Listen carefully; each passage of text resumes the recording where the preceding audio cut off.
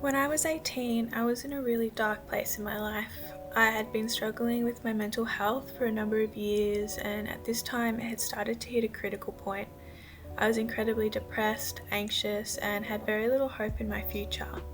Intense emotion ruled my world, making it almost impossible to enjoy some of life's simplest pleasures. I felt alone, pessimistic, and without hope.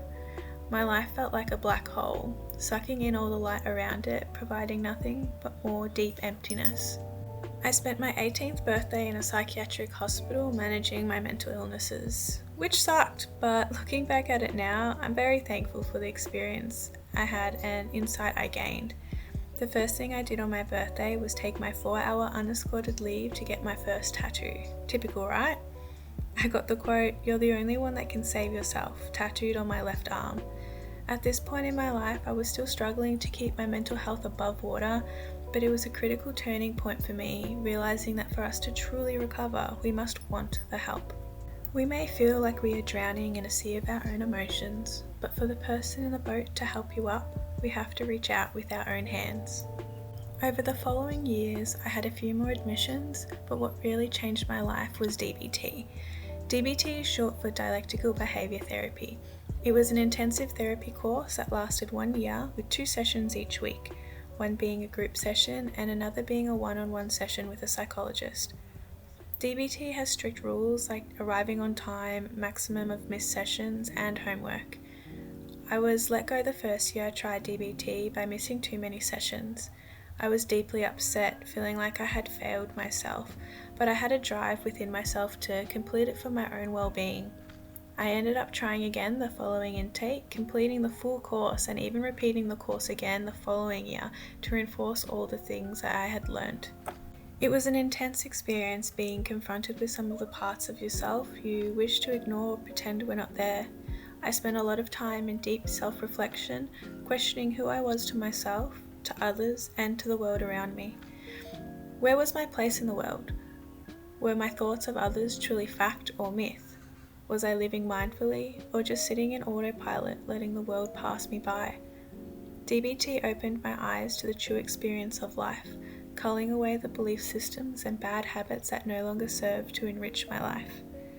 I learned amazing skills like wise mind, radical acceptance, distress tolerance, and the importance of observe, describe, participate, being non-judgmental, and of course, mindfulness. It brought to light the importance of being present in the current moment, how we use our senses to experience the world around us, how much I was missing out by simply not taking the time to stop and smell the roses. Once I completed the second year of DBT, it felt like I was stepping into the world for the first time. The world seemed to have opened up to me, offering new experiences which in the past I would have turned away from or just never noticed.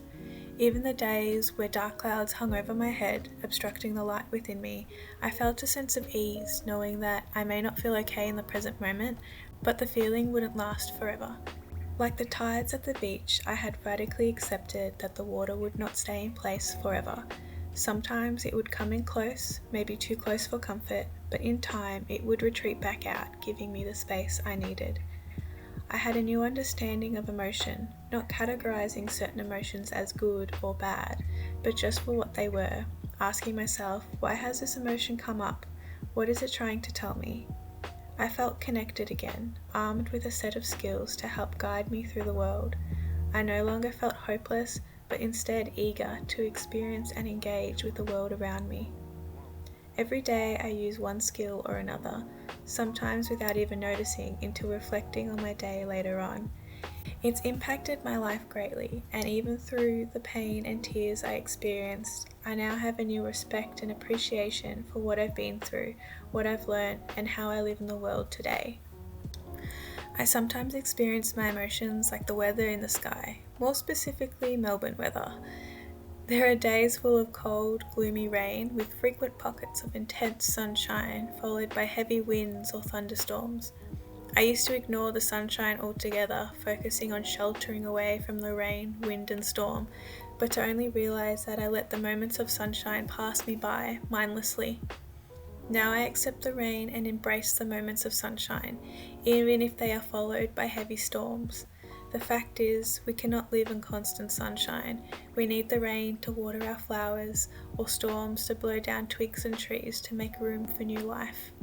To simply bask only in the sunlight would deprive you of the full spectrum in which life has to offer. We are only human, and I think that's pretty extraordinary.